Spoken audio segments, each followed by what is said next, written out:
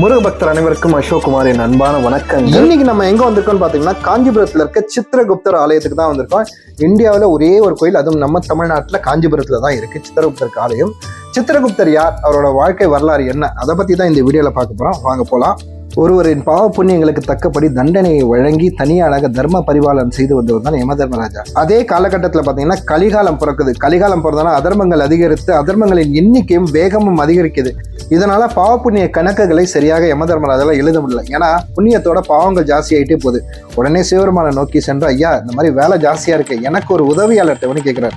உடனே பார்வதி தாயை பார்க்குற சிவபெருமான். அந்த நேரம் பார்வதி தாய் பார்த்தீங்கன்னா ஒரு தங்கத்தட்டில் ஒரு அழகான ஓவியத்தை வரைஞ்சிக்கிட்டே இருக்காங்க. அந்த ஓவியத்தை பார்த்தா அந்த ஓவியத்தோட கையில பார்த்தீங்கன்னா ஒரு எழுதுகோலம், இன்னொரு கையில பார்த்தீங்கன்னா ஓலைச்சுவடி இருக்கு. உடனே அந்த சித்திரத்துக்கு உயிர் கொடுக்குமாறு பார்வதி தாயிடம் சிவபெருமான் கேட்டுக்கொள்ள, சித்ரா பௌர்ணமி நன்னாளில் பார்வதி தாயார் தன் வாயால் ஊதி அந்த சித்திரத்துக்கு உயிர் கொடுத்தார். அந்த உயிர் பெற்ற உருவத்துக்கு ரகசியத்தை காக்கும் சக்தியை கொடுத்தது இல்லாமல் யம தர்மராஜாவுக்கு உதவியாளராக இருக்க பணித்தார்.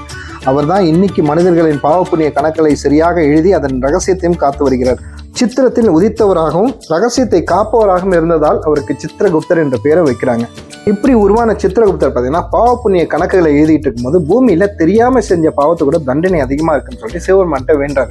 அவரோட கோரிக்கை ஏத்துக்கிட்ட சிவபெருமான் என்ன சொல்றாருன்னா, நீ அவதரித்த சித்ரா பௌர்ணமி அன்னைக்கு யார் உன்னை வணங்குகிறார்களோ அவர் பூமியில் தெரியாமல் செய்த பாவங்களுக்கு மட்டும் விலக்களிக்கப்படும் சொல்றார்.